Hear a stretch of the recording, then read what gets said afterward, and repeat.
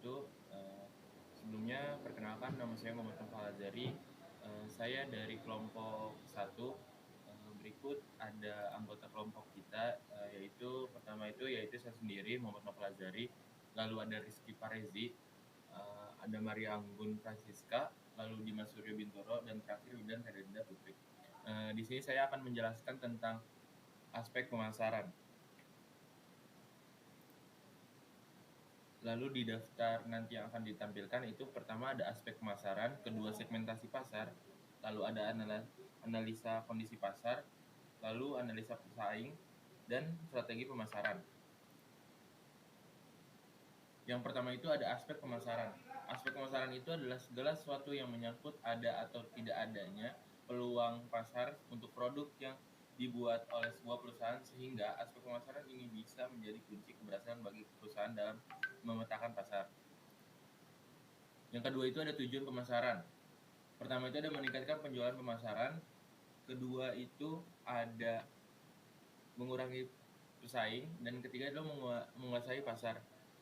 Di mana dari meningkatkan penjualan ini adalah cara kita menghasilkan produktivitas dan pemasaran kita menjualkan kepada konsumen tentang produk yang akan kita jajakan, entah itu barang atau jasa.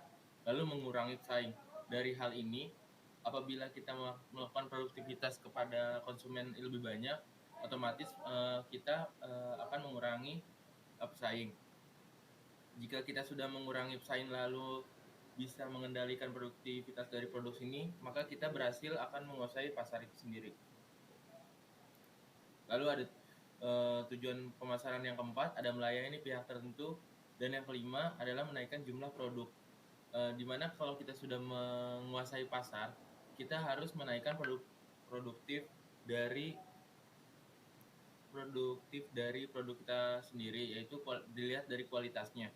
Lalu ada menaikkan jumlah produk. Ya, otomatis jika kita sudah menguasai pasar, maka dari konsumen sendiri akan meminta barang yang lebih banyak itu sendiri. Maka dari kita pun harus mencukupi dari permintaan konsumen. Lalu ada aspek-aspek pemasaran. Pertama itu ada spesifikasi produk, kedua segmentasi pasar, ketiga itu ada analisis pesaing, dan yang keempat itu strategi pemasaran. Spesifikasi produk itu sendiri adalah di mana kita lebih membedakan produk kita sendiri dengan produk orang lain, entah itu jasa kita yang kita berikan kepada konsumen atau jasa yang membedakan kita dengan produk-produk produktif lainnya. Lalu itu ada segmentasi pasar, yaitu segmentasi ada pada hakikatnya merupakan pembagian kelompok pembeli atau pembeli potensial yang beraneka ragam atau yang berbeda ke dalam kelompok-kelompok yang lebih kecil yang pola-pola kebutuhannya pembeliannya sama. Lalu ada tujuan segmentasi pasar. Menentukan target pasar dan memuaskan kebutuhan pasar yang ditargetkan tersebut secara lebih akurat dengan membuat perubahan kecil dalam bauran pemasaran.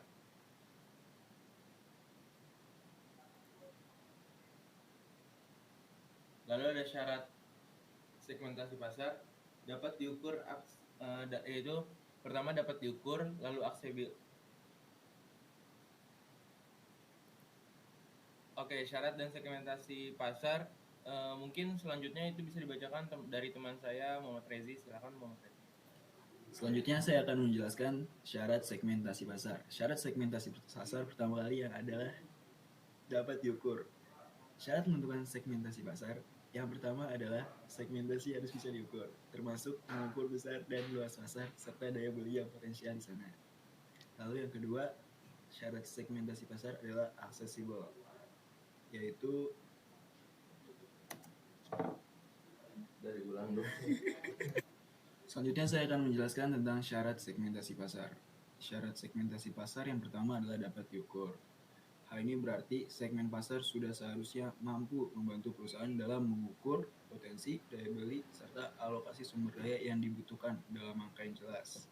Tanpa daya pemetakan yang terukur, pebisnis akan mengalami kesulitan untuk memasarkan produk.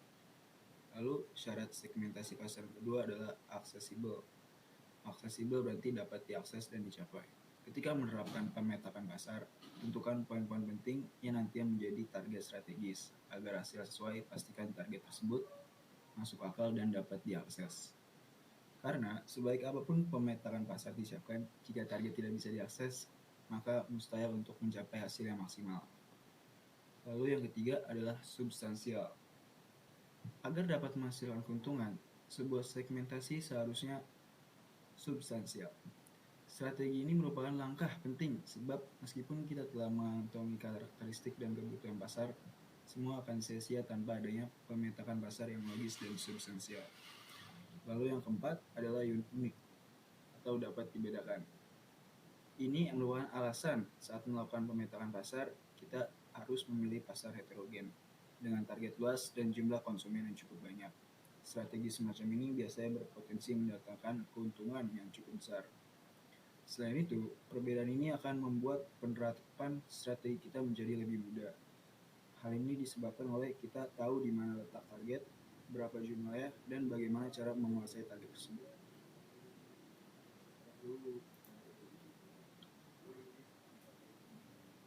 Lalu selanjutnya adalah analisa kondisi pasar. Analisa kondisi pasar atau analisis pasar adalah asesmen terkait pasar, baik melihat volume maupun nilainya. Di dalamnya juga terdapat pengamatan terhadap berbagai segmen dasar, pola transaksi, kompetisi, serta situasi ekonomi. Sementara itu, peramalan permintaan merupakan proyeksi angka permintaan serta tren pasar dalam periode ini. Terdapat 6 langkah-langkah dalam menganalisa pasar. Di antaranya yang pertama, menentukan pasar yang relevan. Pasar relevan ini maksudnya adalah serangkaian produk, barang, ataupun jasa yang di dalamnya terdapat struktur pasar produk secara total yang akan dinilai oleh pihak manajemen sebagai sesuatu yang strategis dan sangat penting. Dengan menentukan pasar yang relevan, maka nantinya langkah pemasaran produk yang Anda lakukan bisa lebih tepat sasaran. Lalu yang kedua, menganalisa permintaan primer. Langkah berikutnya, ini merupakan langkah yang meliputi permintaan di level kelas produk. Manajemen yang harus mampu menggambarkan karakteristik serta profil pembeli, serta memahami faktor yang mempengaruhi proses pembelian bagi seluruh produk dan merek yang ada di pasar relevan. Lalu yang ketiga adalah menganalisa permintaan selektif. Permintaan selektif merupakan jenis permintaan pada suatu merek atau pemasok yang sifatnya spesifik di dalam pasar relevan. Dalam menganalisis hal ini, manajemen juga harus lebih fokus pada pemahaman mengenai pilihan merek atau pemasok di pasar relevan tersebut. Lalu yang keempat, analisa pasar untuk menetapkan segmen pasar. Di tahap ini, manajemen harus memahami segala jenis cara yang mengelompokkan konsumen ke dalam beberapa segmen yang dimana para anggotanya memiliki respon yang sama pada program pemasaran yang lebih spesifik. Lalu yang kelima, menganalisa persaingan atau menilai persaingan. Pihak manajemen juga harus menilai bagaimana produk atau mereknya dibandingkan dengan tawaran yang diberikan oleh para pesaing. Cara ini cukup efektif dalam memperoleh informasi yang penting dari pesaing melalui adanya competitive intelligence. Lalu yang terakhir adalah analisa pasar untuk identifikasi target potensial. Tujuan langkah ini adalah mengidentifikasi peluang dalam menciptakan pelanggan yang loyal dan puas dengan produk yang dijual. Dengan mendapatkan pelanggan yang puas dan loyal, maka kelangsungan usaha yang Anda miliki dapat terjaga. Selanjutnya akan dijelaskan oleh teman saya yang bernama Dimas. Kan itu kan tiba-tiba saya potong.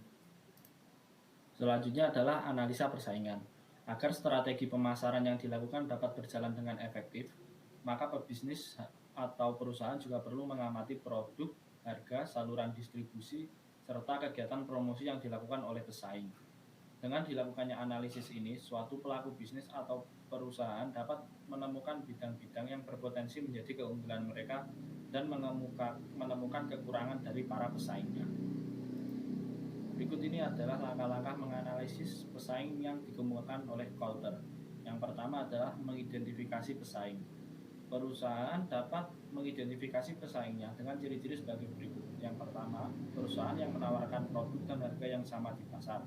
Lalu yang kedua adalah perusahaan yang membuat produk atau kelas produk yang sama. Lalu perusahaan lain yang membuat produk dan produk yang sama, dan yang terakhir adalah perusahaan yang bersaing merebut uang dari konsumen yang sama.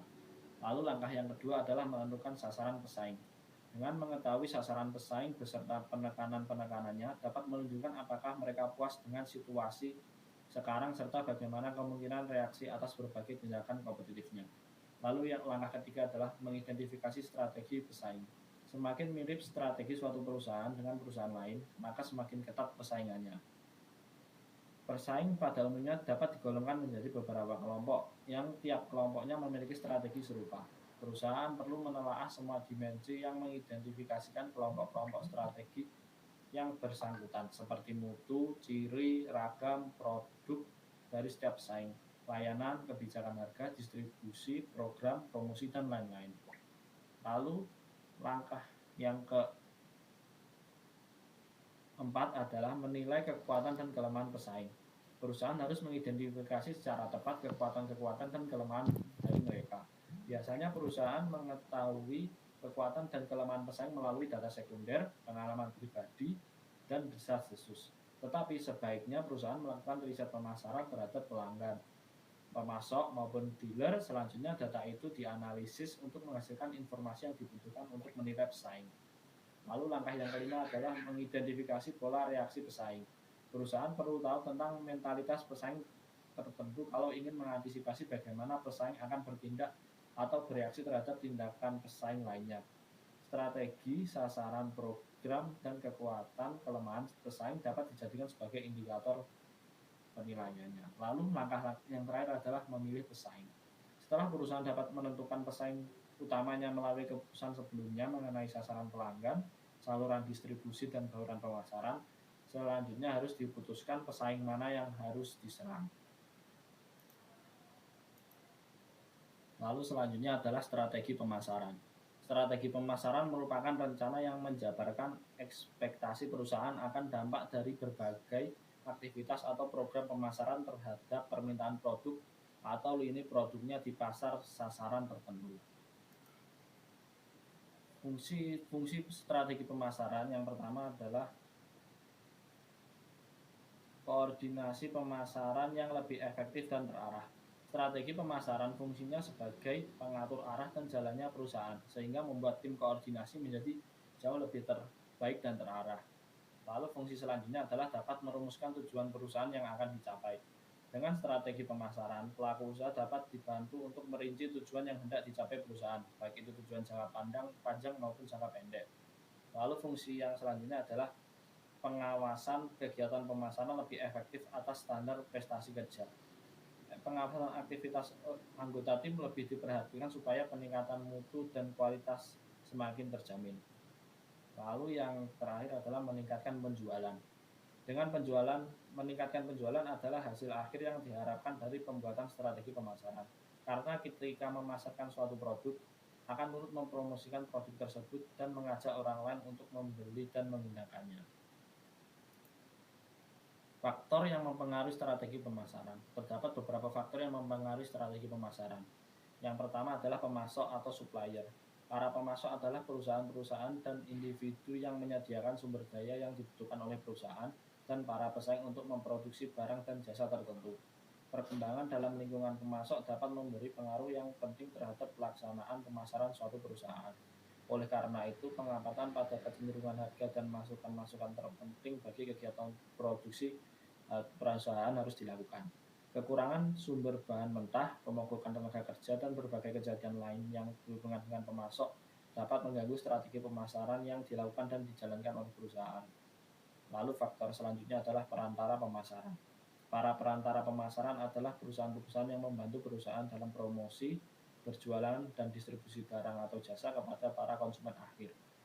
Lalu yang selanjutnya adalah pelanggan, yaitu pasar sasaran yang menjadi konsumen atas barang atau jasa yang ditawarkan perusahaan berupa individu-individu, lembaga, organisasi, dan sebagainya. Lalu pesaing. Sistem pemasaran dan strategi yang diterapkan akan dikelilingi dan dipengaruhi oleh kelompok pesaing. Para pesaing ini perlu diidentifikasi dan dimonitor segala gerakan dan tindakannya di dalam pasar. Lalu masyarakat umum.